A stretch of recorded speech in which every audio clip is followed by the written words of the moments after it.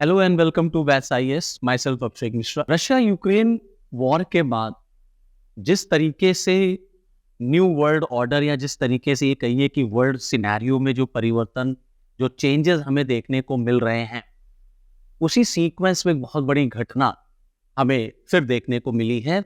जब आप ये देखेंगे कि नॉर्थ कोरिया के लीडर या नॉर्थ कोरिया के जो डिक्टेटर हैं किम योंग, वो रशिया के राष्ट्रपति व्लादिमीर पुतिन से मीटिंग कर रहे हैं। अब ये मीटिंग क्या संदेश दे रही है, इस मीटिंग को लेकर के अमेरिका की तरफ से किस तरीके के रिएक्शंस देखने को मिल रहे हैं और ये किस तरीके से चेंजेस हो रहे हैं, आज के इस वीडियो लेक्चर में हम आपके साथ इन्हीं चीजों को डिस्कस करेंगे। सबसे पहली बात, नॉर्थ कोरिया की अगर हम करें तो नॉर्थ कोरिया के तानाशाह डिक्टेटर के बारे में कौन नहीं जानता, किसने उनका नाम नहीं सुन रखा है। और अक्सर ये शख्स जो है विवादों में घिरा रहता है, कभी अपने संवादों की वजह से, कभी अपने कुछ उटपटांग हरकतों की वजह से, कभी उजूल फजूल नियम बनाने की वजह से, और अक्सर तो ये मिसाइल टेस्ट की वजह से ही सबसे ज्यादा चर्चा में बने रहते हैं। अब ये फिर चर्चा में आ गए हैं क्योंकि किम योंग जो हैं ये पुतिन साहब से मिलने के लिए रशिया पहुंच चुके हैं। और रशिया पहुंचे हैं ये अपनी एक विशेष ट्रेन से, क्लियर। और ये 4 साल के बाद का ऐसा माहौल है। 4 साल बाद आप देखेंगे कि नॉर्थ कोरिया के जो लीडर हैं वो कोई फॉरेन टूर पे गए हैं, किसी विदेशी मुल्क में आपको जाते हुए नजर आएंगे। और ये ट्रेन से ही इन्होंने सफर कर डाला रशिया का।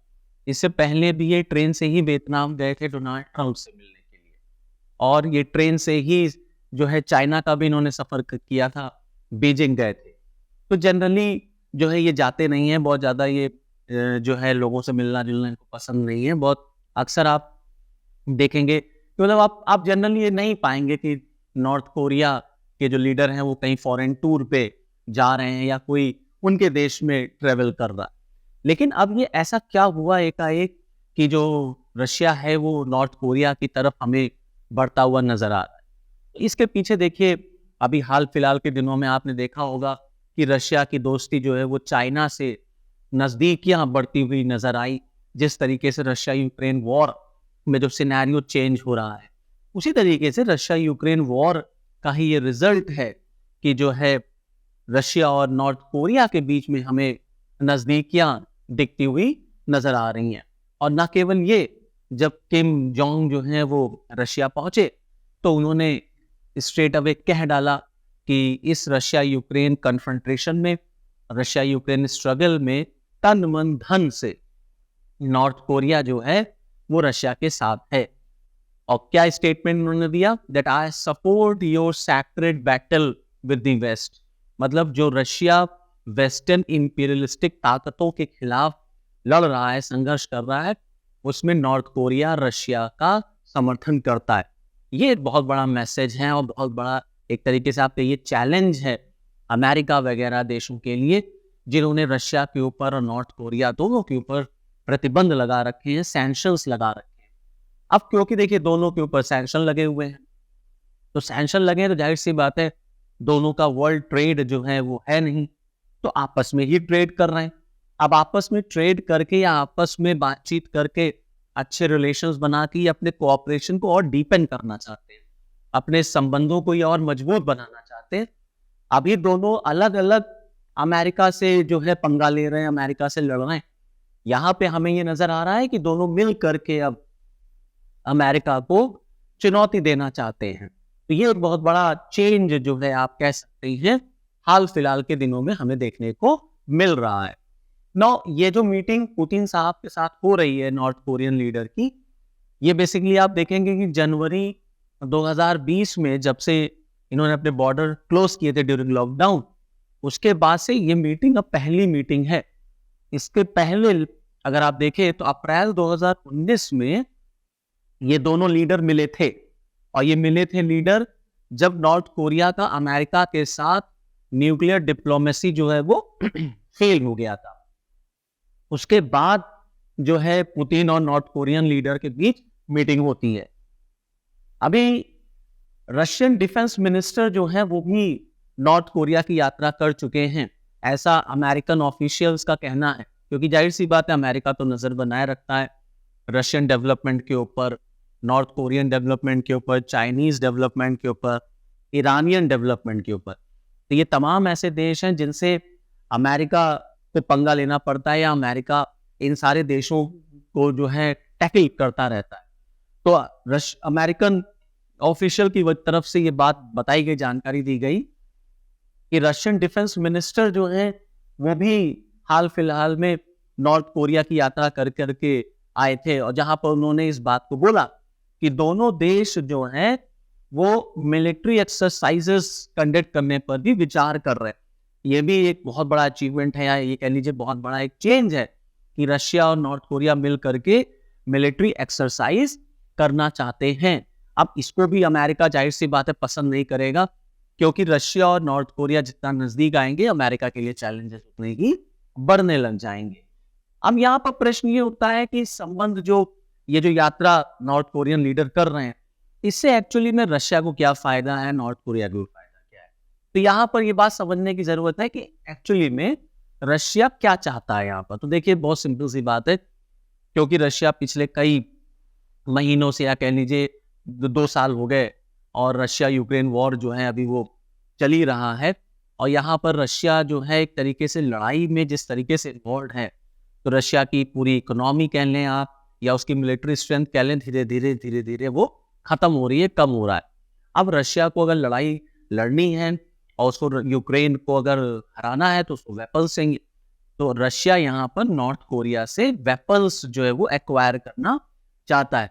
तो यहाँ पर नॉर्थ कोरिया रशिया को कुछ हथियार, आर्म्स एंड एम्यूनिशन सप्लाई कर सकता है। तो ये जो है ट्रिप जो है वो रशिया के पॉइंट ऑफ व्यू से इसलिए बहुत मीनिंगफुल है कि नॉर्थ कोरिया रशिया को वेपन्स में हेल्प कर सकता है। अब समस्या इस बात की है कि अगर रशिया नॉर्थ कोरिया से वेपन खरीदता है तो खुद रशिया अपने बनाए हुए नियम का वायलेशन करेगा, क्योंकि ये यूएन रेजोल्यूशन के अगेंस्ट चला जाएगा, जिसका समर्थन रशिया ने खुद किया था, जिसमें किसी भी आइसोलेटेड कंट्री से आप आर्म डील नहीं कर सकते। अब क्योंकि नॉर्थ कोरिया भी एक आइसोलेटेड कंट्री है और उसी के साथ आप आर्म डील कर रहे हैं, तो ये आप यूएन रेजोल्यूशन का वायलेशन कर रहे हैं, जिसका समर्थन खुद रशिया ने किया हुआ था। तो इसी वजह से यहां पर अब ये प्रश्न उठा कि रशिया जो है वो यूएन रेजोल्यूशन के अगेंस्ट जाकर के ये काम कर रहा है। और आप देखेंगे केवल नॉर्थ कोरिया से ही नहीं, रशिया जो है वो ईरान से भी अपनी मित्रता, अपनी दोस्ती बढ़ा रहा। और जो रशिया यूक्रेन वॉर में रशिया की तरफ से जो ड्रोन्स वगैरह यूज किए जा रहे हैं, जो ड्रोन से अटैक किया जा रहा, वो ड्रोन एक्चुअली में ईरानियन ड्रोन है। ईरानियन गवर्नमेंट ने ही रशिया को वो ड्रोन प्रोवाइड किए। तो आप देखिए यहाँ पर अमेरिका का दुश्मन कोई एक नहीं है, कई देश हैं। और आप देखिए अमेरिका ने नॉर्थ कोरिया पे भी सैंक्शन लगाया, रशिया पे भी लगाया, चाइना से उसकी नहीं बनती और ईरान से भी नहीं बनती। तो इसी वजह से आप देखेंगे कि अमेरिका को काउंटर करने के लिए ईरान और रशिया के बीच में दोस्ती हो रही, रशिया और चाइना के बीच में फ्रेंडशिप हो रही। अब आप देख रहे हैं रशिया और नॉर्थ कोरिया के बीच में हो रही।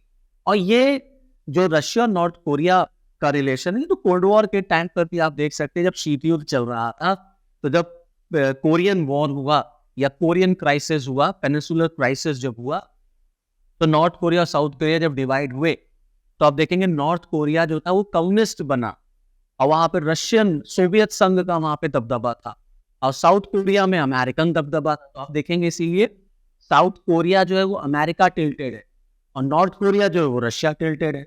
तो ये तो लड़ाई या ये दुश्मनी कह लीजिए, ये जो है कोल्ड वॉर के टाइम से ही आपको देखने को मिलती है।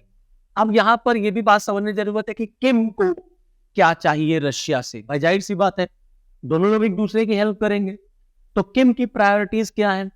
तो किम मतलब जो नॉर्थ कोरिया है, वहां पर भी कुछ समस्याएं चल रही, और समस्याएं क्या है कि लॉकडाउन जब लगा कोविड के टाइम पर, तो नॉर्थ कोरिया में बड़ा स्ट्रिक्टली लॉकडाउन लगाया गया, पूरे बॉर्डर वगैरह सब सील कर दिए गए। मैंने भी आपको बताया कि 4 साल बाद नॉर्थ कोरियन लीडर जो है, हेड जो है, पूरा लाव लश्कर अपना ले करके किसी विदेशी टूर पर या विदेशी गवर्नमेंट से मिलने के लिए पहुंचे हैं।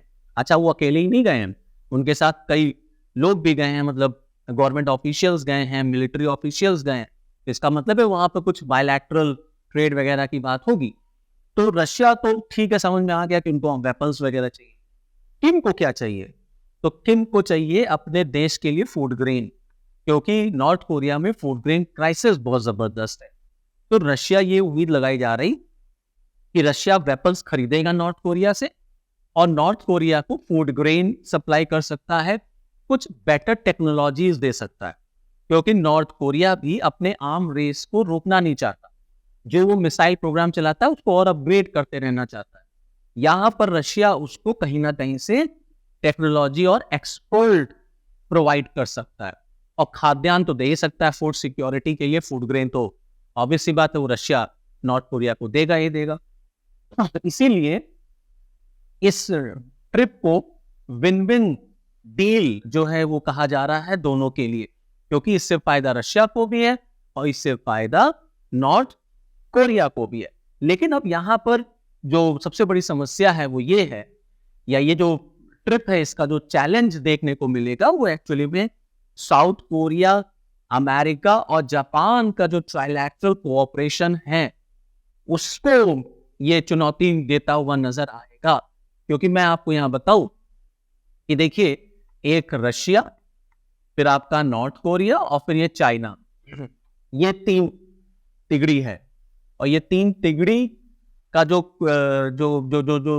काउंटर है या जो बैलेंस है इसका, या जो इनका जो एक तरीके से आप कह लीजिए जो कंपटीशन है, वो एक ग्रुप है जिसमें अमेरिका प्लस आपका साउथ कोरिया और प्लस आपका जापान। तो ये तीन देश एक तरफ और वो तीन देश एक तरफ। तो ये तीनों देश, मतलब ये ग्रुप और ये ग्रुप, दोनों एक दूसरे को काउंटर करते हुए नजर आएंगे। तो यहां पर नॉर्थ कोरिया और रशिया का जो रिलेशन है वो कहीं ना कहीं अमेरिका, साउथ कोरिया और जापान के लिए खतरे की बात है। और जितना ये रिलेशन देखिए एक्सपैंड होगा, जो ये रिलेशन नॉर्थ कोरिया और मॉस्को के बीच में ये रिलेशन बढ़ेगा, ये कहीं ना कहीं अमेरिका के लिए बहुत चुनौती भरा दौर होगा। और अमेरिका को देखना पड़ेगा कि वो किस तरीके से अपने जो मिलिट्री अलायंसेस हैं या अपने जो देशों के साथ उसके संबंध हैं, उसको वो कैसे रिडिफाइन करता है रशिया से डील करने के लिए। और यहाँ पर भी अमेरिका और रशिया के बीच जो रिलेशंस रहे हैं वो तो कोल्ड वॉर के टाइम से ही डिग्रेडेड हैं, तब से बातें चलती चली आ रही हैं। तो दूसरी तरफ अब ये जो संबंध है, ये जो रिलेशंस है, इसमें दोनों देश मिल करके बायलैटरल मिलिट्री एक्सरसाइज पर भी ध्यान देने की बात कर रहे हैं। तो हो सकता है भविष्य में हमें रशिया और नॉर्थ कोरिया के बीच बायलैटरल मिलिट्री एक्सरसाइजेस भी होती हुई नजर आए, जिसमें कोई बहुत बड़ी बात नहीं है कि कल को चाइना को भी इन्वॉल्व कर लिया जाए। तो एक तरफ रशिया, एक तरफ नॉर्थ कोरिया और फिर चाइना, तीनों देश मिल करके मिलिट्री एक्सरसाइजेस करेंगे ज्वाइंटली। तो जाहिर सी बात है ये वर्ल्ड ऑर्डर जो हमें रशिया यूक्रेन वॉर के बाद चेंज हुआ है, उसका ये हमको एक तरीके से स्वरूप दिख रहा है कि कैसे देश अपने मित्रों की तलाश कर रहे हैं और किस तरीके से वर्ल्ड ऑर्डर चेंज होता हुआ हमें नजर आ रहा है।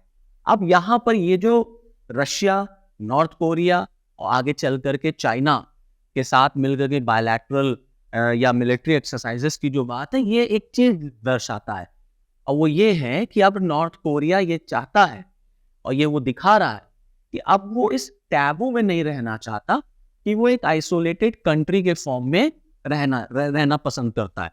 और कहीं ना कहीं अब नॉर्थ कोरिया भी अपने बॉर्डर्स को क्रॉस करके, और वो ये दिखाना चाह रहा है कि अब वो भी दुनिया के साथ या इंटरनेशनल रिलेशंस बनाना चाहता है, और अब वो कोई आइसोलेटेड कंट्री के फॉर्म में रहना नहीं चाहता। So this is all from this video lecture. Okay, thanks.